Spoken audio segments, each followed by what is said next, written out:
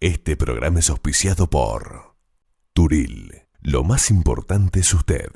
Dambori Arenes Costegui Agronegocios. Comeri. Por su salud lo mejor. Agroveterinaria Balestena. Óptica Ernesto López. Granja Rivera. Ministerio de Educación y Cultura. Fondos de incentivo a la cultura.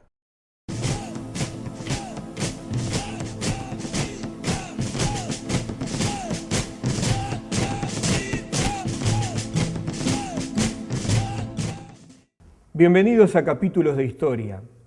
Estamos en Libramento, que cumple 190 años de historia, y nos acompaña una historiadora e investigadora, la profesora Vera Prado Albornoz, muy reconocida en nuestra frontera por este excelente trabajo denominado Armur, una aposta no pampa, y por un trabajo más reciente denominado Fronteira Gaúcha, sobre justamente la historia de Santa Ana do Livramento. Vamos a estar conversando con la profesora Vera Prado sobre la historia y estos 190 años de Santa Ana do Livramento.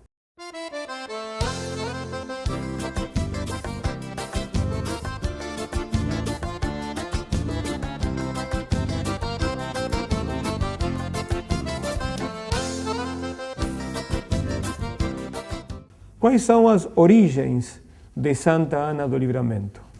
A origem de Santana do Livramento e, de certa maneira, do sul do Rio Grande do Sul é a colônia do Sacramento, que foi o grande sonho português de colocar o pé no Rio da Prata.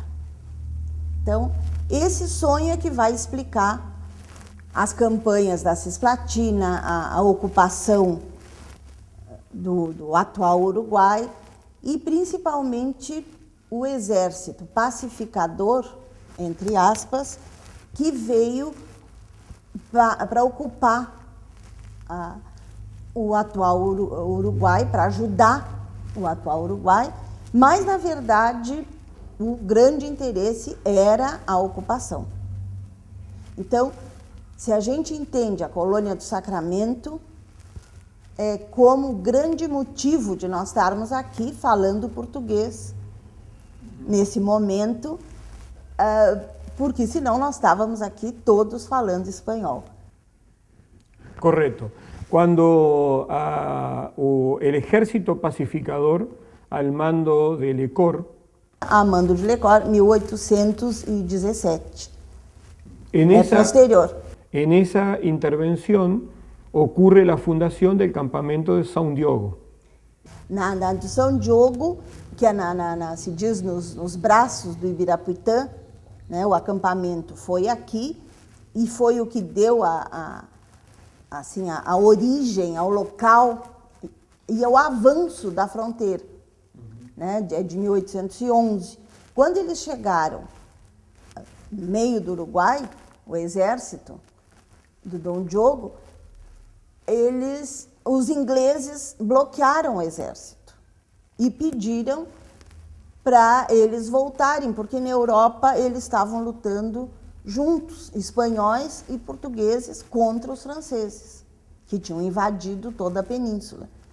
Então eles voltam e já em 1814 começa a distribuição de sesmarias. O sistema português é bem diferente do espanhol. Ele se baseia na distribuição de sesmarias, que aqui no caso foi feita pelo próprio exército. Só 10 anos depois é que vai começar a cidade. Quais são, então, os antecedentes diretos da fundação de Santa Ana do Livramento? Tá, os antecedentes diretos são o exército pacificador, que veio, que foi mandado fazer aqui na região, né? Veio aqui, ele é regional. O Dom Diogo recebeu o encargo do Dom João VI, que estava aqui, o que é outra característica também já que diferencia o Brasil do resto da América do Sul, a presença do herdeiro da coroa aqui no país. Por isso que o Brasil é tão grande e os outros se dividiram. A presença do rei fortaleceu a adesão nacional, a identidade nacional. E em 23 eles conseguem a permissão para construir uma capela. Naquela época a cidade só começava com a capela. Ter capela significava começar a cidade. Só que essa capela foi construída num lugar inóspito, num lugar em que qualquer chuva, todo mundo fica atolado, que não tem condição, que é lá na região dos Cerros Verdes, onde hoje se chama Capela Queimada. O padre que veio abençoar a capela se negou, porque ficou atolado, ficou preso lá. E então eles, só em 1824, que conseguiram, aqui já em cima da Coxilha Negra, que se a gente analisar a cidade, nós vamos ver que a Andradas e a Rivadavia são bem mais altas que as outras ruas, que tem uma caída dos dois lados, caracterizando o topo da Coxilha. Nós estamos em cima da Coxilha Negra, um lugar seco, não tem perigo de enchente, que foi exatamente o objetivo dele. Quando Livramento deixa de ser capela e passa a ser cidade? Nós temos vários momentos. Em 48, vai ser muito importante que nós passamos a ser vila. 1848. E nos desmembramos do Alegrete. Nós éramos ligados ao Alegrete. Inclusive, muita coisa aqui, muita documentação de Santana está ainda no Alegrete. Mas só em 57 que nós, então, vamos ter o status de cidade. E a prefeitura, como entidade de governo, quando ela se forma? Bom, o nome prefeitura é bem recente, né? Que antigamente tinham outros nomes. Nós temos que pensar que nós passamos por várias estruturas administrativas. O Império, a Primeira República, né? Essa prefeitura foi construída já nesse século passado, já dentro desse influxo do saladeiro, depois do frigorífico, de um aumento muito grande de impostos da cidade. Como se desarrolla urbanisticamente Livramento?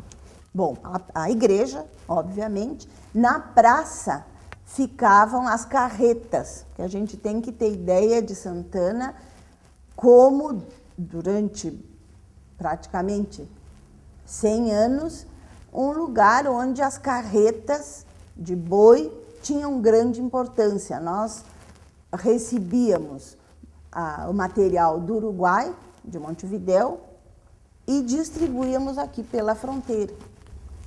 Na Revolução Farroupilha, nós fomos o grande porto seco da Revolução.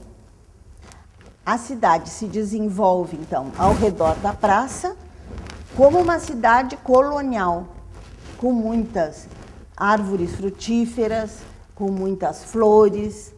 Ela é descrita assim pelo Conde D, em 1865, quando o imperador esteve aqui e se hospedou numa estância da região, e o Conde D, no diário, escreveu sobre a cidade, uma cidade com casas coloniais no meio de um arvoredo, quase quintas, assim. Esse perfil de casas neoclássicas vai se dar a partir de 1904, quando vêm os uruguaios para cá, 2 uruguaios, e fundam, então, o que se chamou saladeiro, ou uma charqueada. Eles vão trazer um grande endinheiramento para os fazendeiros daqui, que tinham que mandar o gado para Bagé ou para Pelotas. Tanto o saladeiro como o frigorífico, eles tiveram origem exatamente no trem de Montevidéu, Rivera, que no tempo do frigorífico chegava até lá, até o Armo, né, o bairro industrial, e que exatamente as duas firmas vieram para cá porque tinha essa conexão com Montevidéu. Então era o nosso charque no tempo do Saladeiro, que veio Dom Pedro Irigoyen e Francisco Anaya, eles não exportavam, eles mandavam o charque produzido aqui para a Bahia e para o Rio de Janeiro, que eram os grandes centros consumidores, passando pelo Uruguai, passando por Montevidéu. Vera, muchas gracias por esta entrevista y a ustedes los esperamos el próximo lunes con capítulos de historia. Este programa es auspiciado por Turil. Lo más importante es usted. Dambori Arenes Costegui Agronegocios. Comeri. Por su salud lo mejor. Agroveterinaria Balestena. Óptica Ernesto López. Granja Rivera. Ministerio de Educación y Cultura. Fondos de incentivo a la cultura.